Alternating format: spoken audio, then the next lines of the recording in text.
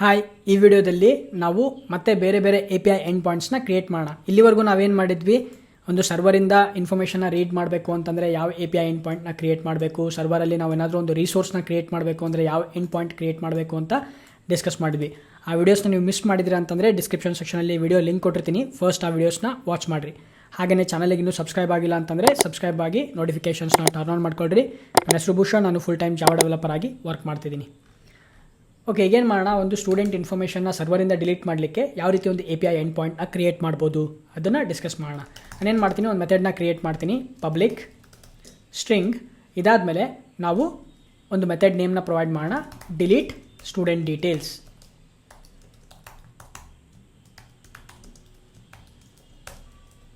ಈಗ ನಾವು ಇದಕ್ಕೆ ಏನು ಮಾಡಬೇಕು, ಒಂದು ಐಡೆಂಟಿಫೈರ್ನ ಕ್ರಿಯೇಟ್ ಮಾಡಬೇಕು. ಯಾಕಂದರೆ ಇದು ಕೂಡ ಒಂದು ರಿಸೋರ್ಸ್. ಈಗ ಈ ರಿಸೋರ್ಸ್ ಏನು ಮಾಡುತ್ತೆ, ಒಂದು ಸ್ಟೂಡೆಂಟ್ ಡೀಟೇಲ್ಸ್ನ ಡಿಲೀಟ್ ಮಾಡುತ್ತೆ.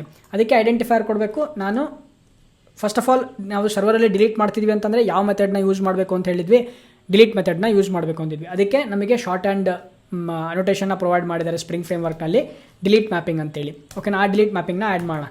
ಇದಕ್ಕೆ ಐಡೆಂಟಿಫೈಯರು /delete ಅಂತ ಕೊಡ್ತೀನಿ, /students/delete. This is the identifier name. Client ಈ ಒಂದು ಐಡೆಂಟಿಫೈಯರಿಗೆ ಅವರು ರಿಕ್ವೆಸ್ಟ್ನ ಕಳಿಸಿದರೆ ಈ ಒಂದು ರಿಸೋರ್ಸು ಎಕ್ಸಿಕ್ಯೂಟ್ ಆಗುತ್ತೆ ಅವರಿಗೆ. ಓಕೆ, ಅಂದರೆ ಸರ್ವರಿಂದ ನಾವು ಸ್ಟೂಡೆಂಟ್ ಡೀಟೇಲ್ಸ್ನ ಡಿಲೀಟ್ ಮಾಡ್ದಂಗೆ ಆಗುತ್ತೆ. ಇದರೊಳಗಡೆ ನಾನು ಜಸ್ಟ್ ಮೆಸೇಜ್ನ ರಿಟರ್ನ್ ಮಾಡ್ತೀನಿ, deleting the student details. Okay, fine.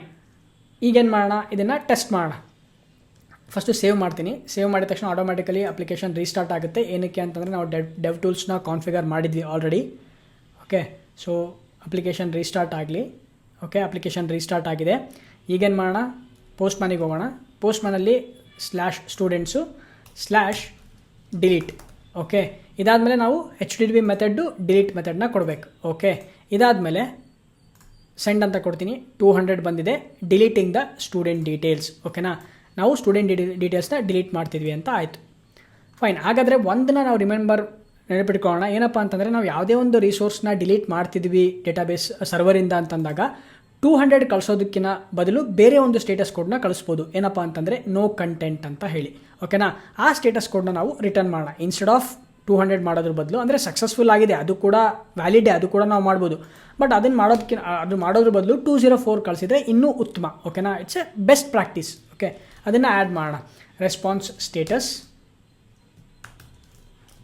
HTTP status dot no content. ಅಂದರೆ ನಾವು ಯಾವುದೇ ಥರ ಕಂಟೆಂಟ್ನ ರಿಟರ್ನ್ ಮಾಡ್ತಾ ಇಲ್ಲ. ಅಫ್ಕೋರ್ಸ್ ನಾವಿಲ್ಲಿ ರಿಟರ್ನ್ ಮಾಡ್ತಿದ್ದೀವಿ ಈಗ, ಬಟ್ ಇನ್ ಫ್ಯೂಚರಲ್ಲಿ ಏನು ಮಾಡ್ತೀವಪ್ಪ ಅಂದರೆ, ಡಿಲೀಟ್ ಮಾಡಿದ್ಮೇಲೆ ನಾವು ಏನೇನೂ ರಿಟರ್ನ್ ಮಾಡಲ್ಲ. ಓಕೆನಾ, ಜಸ್ಟ್ ನೋ ಕಂಟೆಂಟನ್ನು ಅವನು ಸ್ಟೇಟಸ್ ಕೋಡ್ನ ಕಳಿಸಿದರೆ ಸಾಕು, ಅವ್ರಿಗೆ ಅದು ಇಂಡಿಕೇಶನ್ ಇದ್ದಂಗೆ. ಓಕೆ, ನೋ ಕಂಟೆಂಟ್ ಅಂದರೆ ಏನೂ ಸರ್ವರಿಂದ ಬರ್ತಾ ಇಲ್ಲ, ಸಕ್ಸಸ್ಫುಲ್ ಆಗಿದೆ ರಿಕ್ವೆಸ್ಟು, ಯಾವುದೇ ಡೀಟೇಲ್ಸ್ ಕೂಡ ನಮಗೆ ಬರ್ತಾ ಇಲ್ಲ. ಏನಕ್ಕೆ ಅಂತಂದರೆ, ಡಿಲೀಟ್ ಮಾಡಿದ್ಮೇಲೆ ನಾವು ಏನು ಕ್ಲೈಂಟಿಗೆ ವಾಪಸ್ ಕೊಡ್ತೀವಿ, ಏನು ಕೊಡೋದಕ್ಕೆ ಏನು ಇರೋದೇ ಇಲ್ಲ. ಈಗ ಒಂದು ಸ್ಟೂಡೆಂಟ್ ಇನ್ಫಾರ್ಮೇಷನ್ನ ಡಿಲೀಟ್ ಮಾಡಿದ್ಮೇಲೆ ಏನು ಕ್ಲೈಂಟಿಗೆ ನಾವು ಪ್ರೊವೈಡ್ ಮಾಡ್ತೀವಿ, ಏನೂ ಪ್ರೊವೈಡ್ ಮಾಡಿಲ್ಲ. ಭಾಳ ಮಾಡಿ ಒಂದು ಮೆಸೇಜ್ನ ಪ್ರಿಂಟ್ ಮಾಡ್ಬೋದು, okay user is deleted successfully ಅಂತೇಳಿ.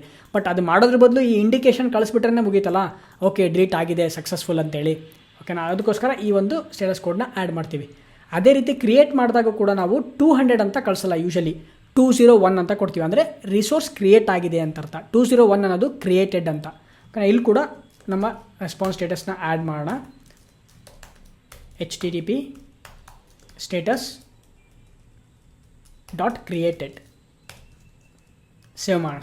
ಓಕೆ, ಸೊ ನಾವೀಗ ರಿಸೋರ್ಸ್ನ ಕ್ರಿಯೇಟ್ ಮಾಡ್ತಿರೋದ್ರಿಂದ ಸ್ಟೇಟಸ್ ಕೋಡ್ ಕ್ರಿಯೇಟೆಡ್ ಅಂತ ಆ್ಯಡ್ ಮಾಡಿದ್ದೀವಿ. ಇಲ್ಲಿ 200 ಗೆಟ್ ಮಾಡ್ಬೇಕಾದ್ರೆ ಯಾವಾಗಲೂ 200 ಇರುತ್ತೆ. ಸರ್ವರಿಂದ ಏನಾದರೂ ರಿಟ್ರೀವ್ ಮಾಡ್ತಿದ್ವಿ ಅಂತಂದರೆ, ಅದೇ ಡಿಲೀಟ್ ಮಾಡಬೇಕಾದ್ರೆ 204 ನೋ ಕಂಟೆಂಟ್ ಅಂತ ಇರುತ್ತೆ.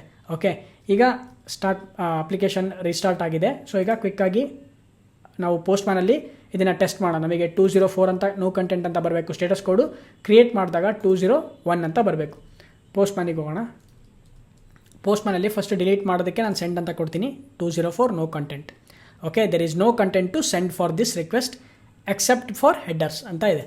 ಓಕೆನಾ, ಹಾಗಾದರೆ ಸಕ್ಸಸ್ಫುಲ್ ಆಗಿದೆ, ಎಲ್ಲ ಡಿಲೀಟ್ ಕೂಡ ಆಗಿದೆ. ನೋಡಿರಿ, ಆಟೋಮೆಟಿಕ್ಕಾಗಿ ನಾನು 204 ಅಂತ ಕೊಟ್ಟ ತಕ್ಷಣ ನಾನು ಇಲ್ಲಿ ರಿಟರ್ನ್ ಮಾಡ್ತಿದ್ರು ಕೂಡ ನಮಗೆ ಯಾವುದೇ ಥರ ಇನ್ಫಾರ್ಮೇಷನ್ ಬರಲ್ಲ ಇಲ್ಲಿ, ರೈಟ್? ಯಾವುದೇ ಥರ ಇನ್ಫಾರ್ಮೇಷನ್ನ ರಿಟರ್ನ್ ಮಾಡಲ್ಲ. ಏನಕ್ಕೆ ಅಂತಂದರೆ, ಆಬ್ವಿಯಸ್ಲಿ 204 ಏನು ಇಂಡಿಕೇಟ್ ಮಾಡುತ್ತೆ ಅಂತಂದರೆ ರಿಟರ್ನ್ ಮಾಡೋದಕ್ಕೆ ಏನೂ ಇಲ್ಲ ಅಲ್ಲಿ ಅಂತ ಅರ್ಥ. ಓಕೆನಾ, ಇದು ನಾವು ಜಸ್ಟ್ ಪ್ರಿವಿಯಸ್ಲಿ ಟೆಸ್ಟಿಂಗ್ ಪರ್ಪಸ್ಸಿಗೆ ಆ್ಯಡ್ ಮಾಡಿದ್ದೆ. Okay, fine.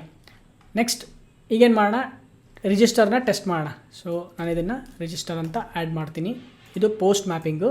ಓಕೆ, ಸೆಂಡ್ ಮಾಡಿದಾಗ 201 ಕ್ರಿಯೇಟೆಡ್. ಓಕೆ, ರಿಸೋರ್ಸು ಕ್ರಿಯೇಟ್ ಆಗಿದೆ ಅಂತ ಇಂಡಿಕೇಶನ್. ಓಕೆ, ಹಾಗಾದರೆ ನೆಕ್ಸ್ಟು ಪುಟ್ ಮ್ಯಾಪಿಂಗ್. ಓಕೆನಾ, ಅಂದರೆ ಅಪ್ಡೇಟ್ ಮಾಡೋದಕ್ಕೆ ಒಂದು ಮೆಥಡ್ನ ಕ್ರಿಯೇಟ್ ಮಾಡೋಣ. ಫಾರ್ ಎಕ್ಸಾಂಪಲ್ ಸ್ಟೂಡೆಂಟ್ ಡೀಟೇಲ್ಸ್ನ ನಾವು ಅಪ್ಡೇಟ್ ಮಾಡಬೇಕಾಗಿರುತ್ತೆ, ಮಾಡಿಫೈ ಮಾಡಬೇಕಾಗಿರುತ್ತೆ. ನಾವು ನೇಮ್ ತಪ್ಪಾಗ್ಬಿಟ್ಟಿರುತ್ತೆ, ಫಾದರ್ ನೇಮ್ ತಪ್ಪಾಗ್ಬಿಟ್ಟಿರುತ್ತೆ, ಡೇಟ್ ಆಫ್ ಬರ್ತ್ ತಪ್ಪಾಗಿರುತ್ತೆ. ಓಕೆನಾ, ಅದಕ್ಕೆ ಒಂದು ರಿಸೋರ್ಸ್ನ ಕ್ರಿಯೇಟ್ ಮಾಡೋಣ. Public string update student details, this is the method name. ಈಗ ಇಲ್ಲಿ ನಾವು ಅಪ್ಡೇಟ್ ಮಾಡೋದಕ್ಕೆ ಪುಟ್ ಮೆಥಡ್ನ ಯೂಸ್ ಮಾಡ್ತೀವಿ. ಅದಕ್ಕೆ ಶಾರ್ಟ್ ಆ್ಯಂಡ್ ಅನೋಟೇಷನ್ ಯಾವುದು? ಪುಟ್ ಮ್ಯಾಪಿಂಗ್ ಅನೋಟೇಷನ್. ಓಕೆನಾ, ಇಲ್ಲಿ ನಾವು ಐಡೆಂಟಿಫೈಯರ್ನ ಪ್ರೊವೈಡ್ ಮಾಡಬೇಕು. ನಾನು /update ಅಂತ ಕೊಡ್ತೀನಿ. ಸೊ ನಮಗೆ ರಿಕ್ವೆಸ್ಟ್ ಕಳಿಸ್ಬೇಕಾದ್ರೆ ಕ್ಲೈಂಟ್ ಯಾವ ರೀತಿ ಕಳಿಸ್ಬೇಕು? /students/update ಅಂತ ಕಳಿಸ್ಬೇಕು. ಅಫ್ಕೋರ್ಸ್ ಅವರು ಮುಂಚೆ ಲೋಕಲ್ ಹೋಸ್ಟ್ನ ಕಳಿಸ್ಲೇಬೇಕು, ಯಾಕಂದರೆ ಆ ಹೋಸ್ಟಲ್ಲೇ ನಮ್ಮ ಒಂದು ಸರ್ವರ್ ರನ್ ಆಗ್ತಿರೋದು. ಆ ಸರ್ವರಿನ ಅಡ್ರೆಸ್ ಪ್ರೊವೈಡ್ ಮಾಡಾದಮೇಲೆ ನೆಕ್ಸ್ಟು /students/update ಅಂತ ಐಡೆಂಟಿಫೈಯರ್ನ ಅವರು ಸ್ಪೆಸಿಫೈ ಮಾಡಬೇಕು URI ಅಲ್ಲಿ. ಓಕೆನಾ, URL ಅಲ್ಲಿ. ಅದಕ್ಕೆ ನಾವು ಈ ಒಂದು /updateಗೆ ನಾವು URI ಅಂತ ಕರಿತೀವಿ, ಯುನಿಕ್ ಐಡೆಂಟಿಫೈಯರ್ ರಿಸೋರ್ಸ್ ಅಂತ ಕರಿತೀವಿ. ಓಕೆ, ಇಲ್ಲಿ ನಾವು ರಿಟರ್ನ್ ಮಾಡೋಣ. ಏನು ರಿಟರ್ನ್ ಮಾಡೋಣ? Updating the student details. Okay, ಈಗ ಸೇವ್ ಮಾಡೋಣ. ಇಲ್ಲಿ ನಾವು ಅಪ್ಡೇಟ್ ಮಾಡ್ತಿರೋದ್ರಿಂದ ಯಾವುದೇ ಥರ ಸ್ಟೇಟಸ್ ಕೋಡ್ನ ಕಳಿಸೋ ಅವಶ್ಯಕತೆ ಇಲ್ಲ. ಅಪ್ಡೇಟಿಗೆ ಯಾವುದೇ ಸ್ಪೆಸಿಫಿಕ್ ಸ್ಟೇಟಸ್ ಕೋಡ್ಗಳಿಲ್ಲ. 200 ನಾವು ಇಲ್ಲೂ ಕೂಡ ಯೂಸ್ ಮಾಡ್ತೀವಿ. ಓಕೆ, ಅಪ್ಲಿಕೇಶನ್ ರೀಸ್ಟಾರ್ಟ್ ಆಗಿದೆ. ಪೋಸ್ಟ್ ಮ್ಯಾನಿಗೆ ಹೋಗ್ಬಿಟ್ಟು ನಾವು ಇಲ್ಲಿ URIನ ಚೇಂಜ್ ಮಾಡೋಣ, /update ಅಂತ. ಇಲ್ಲೇನು ಮಾಡೋಣ? ಪುಟ್ ಅಂತ ಕೊಡೋಣ. ಈಗ ಸೆಂಡ್ ಮಾಡಿದಾಗ ನಮಗೆ updating the student details 200 okay ಅಂತ ಬಂದಿದೆ. ಸಪೋಸ್ ನಾನೇನಾದರೂ ಇಲ್ಲಿ ಸ್ಟೂಡೆಂಟ್ಸ್ನ ರಿಮೂವ್ ಮಾಡಿದೆ ಅಂತಂದರೆ ಏನಾಗುತ್ತೆ? /update ಅಂತ ಇದೆ, ಇದನ್ನು ಸೆಂಡ್ ಮಾಡ್ತೀನಿ. ನಮಗೆ 404 ಅಂತ ಬಂದಿದೆ, ಅಂದರೆ ನಾಟ್ ಫೌಂಡ್. ನೀವು ಹುಡುಕ್ತಿರೋ /update ಅನ್ನೋದು ಎಲ್ಲೂ ಇಲ್ಲ. ರಿಸೋರ್ಸ್ ನೇಮ್ ಏನಂತ ಕೊಟ್ಟಿದ್ದೀವಿ ನಾವು? /students/update ಅಂತ. ಅಂದರೆ ಸ್ಟೂಡೆಂಟ್ ಕಂಟ್ರೋಲರಲ್ಲಿ ಎಲ್ಲ API ಎಂಡ್ ಪಾಯಿಂಟ್ಸ್, ಎಲ್ಲ ರಿಸೋರ್ಸ್ ಐಡೆಂಟಿಫೈಯರ್ ನಾವೇನು ಕ್ರಿಯೇಟ್ ಮಾಡಿದ್ದೀವಲ್ಲ ಅದಕ್ಕೆಲ್ಲದಕ್ಕೂ ಪ್ರಿಫಿಕ್ಸ್ ಆಗಿ ಐಡೆಂಟಿಫೈಯರ್ ನಾವು ಸ್ಟೂಡೆಂಟ್ಸ್ನ ಆ್ಯಡ್ ಮಾಡಲೇಬೇಕಿಲ್ಲಿ. ಓಕೆ, ಅಕಸ್ಮಾತ್ ನಾನು ಇದನ್ನು ರಿಮೂವ್ ಮಾಡಿದೆ ಅಂತಂದರೆ ಆವಾಗ ಈ ಒಂದು /update ಅನ್ನೋದು ವರ್ಕ್ ಆಗುತ್ತೆ. ಫಾರ್ ಎಕ್ಸಾಂಪಲ್ ನಾನು ಇದನ್ನು ರಿಮೂವ್ ಮಾಡ್ತೀನಿ. ಓಕೆ, ಈಗ ಸೇವ್ ಮಾಡೋಣ. ಅಪ್ಲಿಕೇಶನ್ ಫಸ್ಟು ರೀಸ್ಟಾರ್ಟ್ ಆಗಲಿ. ಟೆಸ್ಟ್ ಮಾಡಿದಾಗ ನಮಗೆ ಎಕ್ಸಾಕ್ಟ್ ರಿಸಲ್ಟ್ ಸಿಗುತ್ತೆ. ನಮಗೆ ಅಪ್ಲಿಕೇಶನ್ ರೀಸ್ಟಾರ್ಟ್ ಆಗಿದೆ. ಈಗ ಸೆಂಡ್ ಮಾಡ್ತೀನಿ.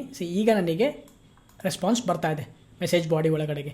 ಏನಕ್ಕೆ? ನಾನು ಸ್ಟೂಡೆಂಟ್ಸ್ ಅಂತ ರಿಮೂವ್ ಮಾಡಿದ್ದೆ ಇಲ್ಲಿ. ಓಕೆ, ಸೊ ನಾನು ಮತ್ತೆ ಅಂಡು ಮಾಡ್ತೀನಿ, ಅದು ಹಾಗೇ ಇರಲಿ.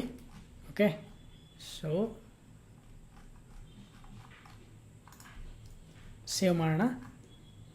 ನೆಕ್ಸ್ಟ್ ನಾನು ಪ್ರಿಪೇಂಡ್ ಮಾಡಬೇಕಾದ್ರೆ ಸ್ಟೂಡೆಂಟ್ಸ್ನ ಪ್ರಿಪೇಂಡ್ ಮಾಡಬೇಕು, ರೈಟ್? ಓಕೆ, ಐ ಹೋಪ್ ನಿಮಗೆ ಅರ್ಥ ಆಗಿದೆ ಅಂತ ಅನ್ಕೊತೀನಿ. ಯಾವ ರೀತಿ ನಾವು API ಎಂಡ್ ಪಾಯಿಂಟ್ಸ್ನ ಕ್ರಿಯೇಟ್ ಮಾಡ್ತೀವಿ, ಕ್ರಿಯೇಟ್ ಮಾಡೋದಕ್ಕೆ, ರೀಡ್ ಮಾಡೋದಕ್ಕೆ, ಡಿಲೀಟ್ ಮಾಡೋದಕ್ಕೆ, ಅಪ್ಡೇಟ್ ಮಾಡೋದಕ್ಕೆ. ಓಕೆ, ಅಫ್ಕೋರ್ಸ್ ನಾವು ಇಲ್ಲಿ ಏನೂ ಹೆಚ್ಚಾಗಿ ಜಾಸ್ತಿ ಏನೂ ಬರ್ದಿಲ್ಲ ಇಲ್ಲಿ ಕೋಡ್ ಒಳಗಡೆಗೆ, ಆ ಮೆಥಡ್ ಒಳಗಡೆಗೆ.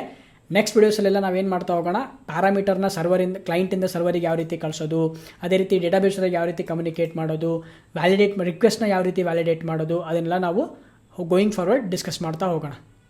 ಐ ಹೋಪ್ ನಿಮಗೆ ಇದು ಅರ್ಥ ಆಗಿದೆ ಅಂತ ಅನ್ಕೊತೀನಿ. ಅರ್ಥ ಆಗಿಲ್ಲ ಅಂತಂದರೆ ವೀಡಿಯೋಸ್ನ ಮಲ್ಟಿಪಲ್ ಟೈಮ್ಸ್ ನೋಡಿರಿ. ಏನಾದರೂ ಡೌಟ್ ಇತ್ತು ಅಂತಂದರೆ ಕಾಮೆಂಟ್ ಸೆಕ್ಷನಲ್ಲಿ ನಿಮ್ಮ ಡೌಟ್ಸ್ನ ಪೋಸ್ಟ್ ಮಾಡಿರಿ. ನನಗೆ ಎಷ್ಟಾಗುತ್ತೋ ಅಷ್ಟು ನಿಮಗೆ ಕ್ಲಿಯರ್ ಮಾಡಲಿಕ್ಕೆ ಟ್ರೈ ಮಾಡ್ತೀನಿ. Thank you. I will see you in the next video.